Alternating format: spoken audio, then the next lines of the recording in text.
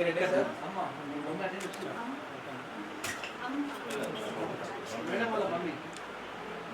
should be give the more strength to mark. Okay.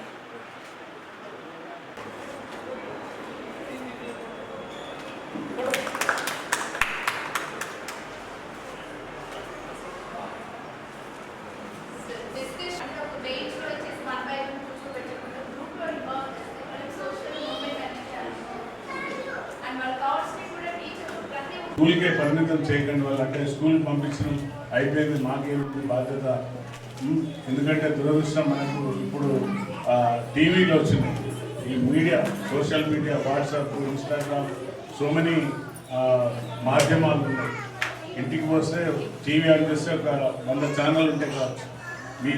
Me TV, మా TV, పై TV, కింది TV, ఎన్నో channels ఉన్నాయి జరుగుతుంది. అందులో ఒక అత్తని ఎట్లా చంపాలి ఫోటోలు చూస్తుంటారు.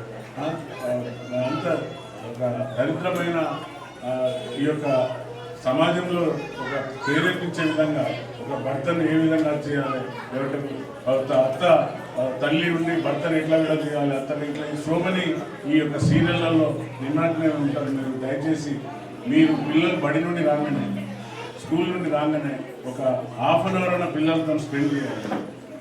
మినిమం వాళ్ళతో స్పెండ్ చేసి ఈరోజు స్కూల్లో ఏం జరిగింది, ఏం జరుగుతుంది, వారు ఎవరు ట్రైనింగ్ చేస్తున్నారు అంటే మొక్క వంగని మానే వంగనా అన్నారు. అంటే ఇప్పటి మీరు కానీ ఈ చిన్నప్పటి నుండి వాళ్ళని ఒక సిస్టమేటిక్గా తీసుకుపోకుంటే మనకు సమాజానికి వాళ్ళు చాలా నష్టపోతాం. కాబట్టి ఈ యొక్క ఇన్స్టిట్యూషన్లో ఏదైతే వాళ్ళు టీచర్స్ ఉన్నారో వారు కూడా తప్పనిసరిగా మేడం ఎంతైతే ఒక కమిట్మెంట్తో ఉన్నారో మీరు పనిచేసే వాళ్ళు కూడా అంతే కమిట్మెంట్తో ఉండాలి. ఇది నా స్కూలు, ఇది నా పిల్లల కోసం పనిచేస్తున్నాం, శాలరీ కోసం కాదు. శాలరీ అనేది it is a kind of payment, but where you should work hard.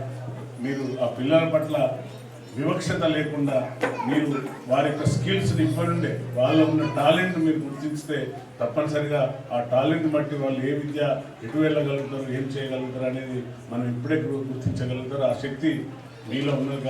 ఆత్మీయతతో స్వీకరించి నా కోసం వచ్చిన మీ అందరికీ నా పాదాభివందనాలు తెలియజేసుకుంటున్నాను.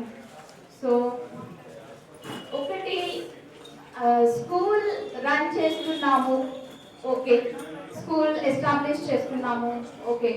సో ఎస్టాబ్లిష్ చేయడం వేరు, ఒక గోల్ వేరు, ఒక ప్యాషన్ వేరు, ఇంట్రెస్ట్ వేరు, లైఫ్ ఏం వేరండి. సో మా సాయి బోధి వృక్ష, మా సాయి బోధి వృక్ష అని అంటే ఒక బుద్ధుడు బోధి వృక్షం కింద జ్ఞానాన్ని పొంది తను ఆ జ్ఞానాన్ని పలువురికి పంచే ఒక బోధి వృక్షాన్ని మేము మా స్కూల్ నేమ్గా పెట్టుకున్నాం. సో నేను దీనికి ఒక చిన్న స్టోరీ చెప్తాను, ఎక్కువగా ల్యాక్ చేయకుండా. ద్రోణాచార్యుడి అబ్బాయి అశ్వత్థామ, తర్వాత శిష్యుడు అర్జునుడు ఉంటారు.